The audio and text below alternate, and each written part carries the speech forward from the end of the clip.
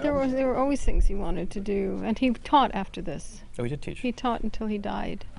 Mm-hmm. Jim Jarmusch was one of his students. Oh, 'cause that explains his appearance, I guess, in the documentary, because he clearly had a major influence on him. Yeah. Yeah, I loved some of the advice that he gave Jarmusch as well. Yeah.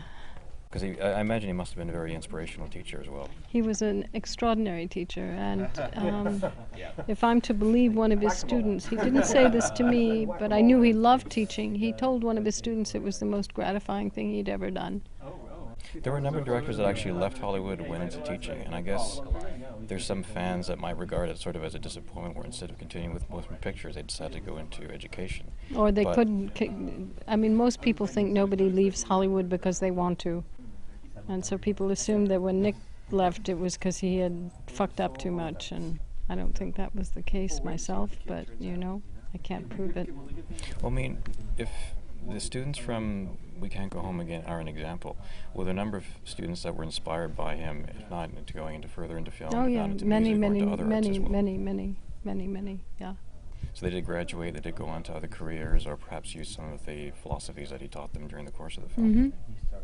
And I guess my last question is, I'm particularly fascinated by the way that he was able to structure that course. Maybe it was unique for that time, where they immediately started making the film, they had sort of an unscheduled length of time where they could indulge in the shooting of it, the editing of it. Was that sort of native to the time, or was it something that he decided that he wanted? It was pretty unusual at the time. It's more common now, but it was pretty unusual at the time. There weren't that many film departments at the time. That's one of the things that's similar, I guess, now to film as well. If you go into film school class, everybody rotates duties.